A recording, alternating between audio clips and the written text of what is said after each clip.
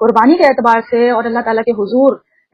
جس طرح اپنے آپ کو پیش کر دینا چاہیے، چاہے آپ کسی بھی قسم کے غم سے گزر رہے ہوں، اس وقت بھی ہمارے نبی صلی اللہ علیہ وسلم کو بھی یہی تعلیم فرمائی گئی ہے، اور ان کے تھرو ظاہر سی بات ہے امت کو حکم ہے اصل میں۔ تو جب نبی علیہ السلام کے بیٹے حضرت ابراہیم علیہ السلام آلموسٹ تقریباً 2 سال کی عمر میں فوت ہو گئے، اور کفار آپ علیہ السلام کے اوپر ہنس رہے تھے اور مذاق بنا رہے تھے کہ ان کا کوئی وارث آگے نہیں چلے گا، اور نبی علیہ السلام بیٹے کی وفات کا ایک غم، نبوت کو آگے لے کر نہ چلنے والا کوئی وارث نہ ملنا وہ دوسرا غم، اور پھر کفار کا ان کے اوپر ہنسنا یہ مزید بڑھ کر غم۔ تو یہ ساری چیزیں پلس ہونے کے بعد ایک انسان ہونے کے ناطے جو جذبات آپ علیہ السلام کی مبارک آنکھوں سے آنسو بن کر بہ نکلے، اس وقت اللہ سبحانہ و تعالیٰ نے آپ علیہ السلام کو تسلی بھی تھی، خوشخبری بھی سنائی۔ لیکن خوشخبری دیکھیں، یہ نہیں ہے کہ یہ ایک لے لیا ہے اب اس کے بعد آپ کو 10 ملنے والے ہیں بیٹے،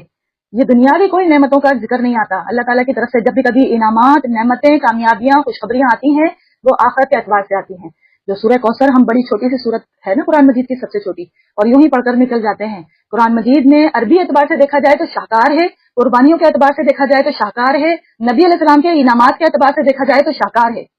یہ سب سے چھوٹی سورت سب سے عظیم ترین میسج دے کر جاتی ہے۔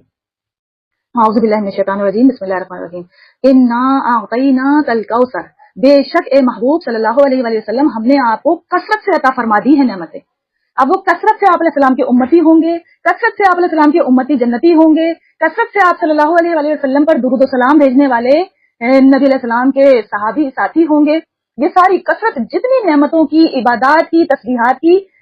ہم تمام امتی مل کر اس کا ورد کریں گے۔ ان تمام نیک اعمال کا درجہ سب سے پہلے اگر کسی ذات کے حصے میں جاتا ہے تو وہ سیدنا و مولانا نبی کریم صلی اللہ علیہ وآلہ وسلم کی ذات مبارکہ کے حصے میں جا رہا ہے۔ تو یہ ساری کثرت آپ علیہ السلام کے حصے میں جا رہی ہے۔ پھر اس کے بعد آتا ہے وَصَلِّ لِرَبِّكَ وَانْحَرْ، پس آپ نماز قائم رکھیں، نماز پڑھتے رہیں۔ بیٹا فوت ہو گیا ہے، نماز نہیں چھوڑ سکتے، کافر ہنس رہے ہیں، نماز نہیں بھول سکتے، لوگوں کے سامنے آپ کو بظاہر آپ کا وارث نظر نہیں آ رہا ہے، اللہ کی عبادت نہیں بھول سکتے۔ وَصَلِّ، آپ نماز قائم رکھیں، لِرَبِّكَ، اپنے رب کے لیے، وَانْحَرْ، اور قربانی دیتے رہیں۔ یہاں پر آپ صلی اللہ علیہ وآلہ وسلم کے بیٹے ابراہیم کے فزیکلی فوت ہو جانے پر یہ بات کہی جا رہی ہے، اندازہ لگائیں۔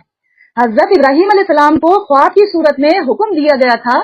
کیونکہ انبیاء کا جو خواب ہوتا ہے وہ وحی الہی ہی ہوتا ہے، سچا ہوتا ہے، اس کو ویسا ہی امپلیمنٹ کرنا ہوتا ہے۔ تو حضرت ابراہیم علیہ السلام کو جو خواب دکھایا گیا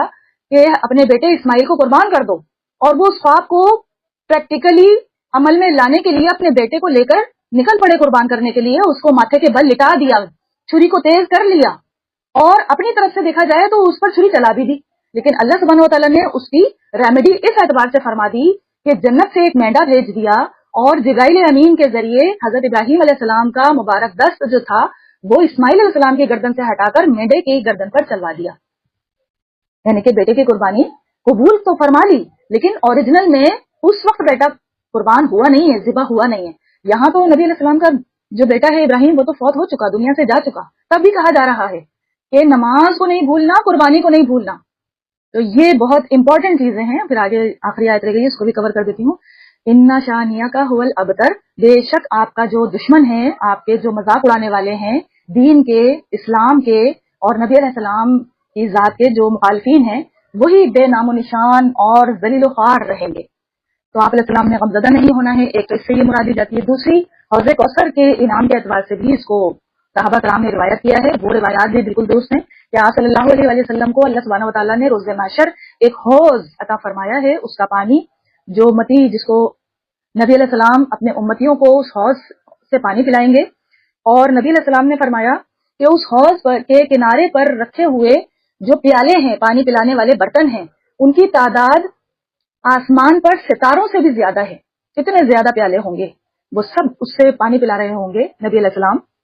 اور اپنے ان امتیوں کو پلا رہے ہوں گے جو نبی علیہ السلام کی صحیح سنت مبارکہ پر عمل کرنے والے ہوں گے۔ تو یہ حوض کوثر کا بھی انعام دیا گیا ہے نبی علیہ السلام کو،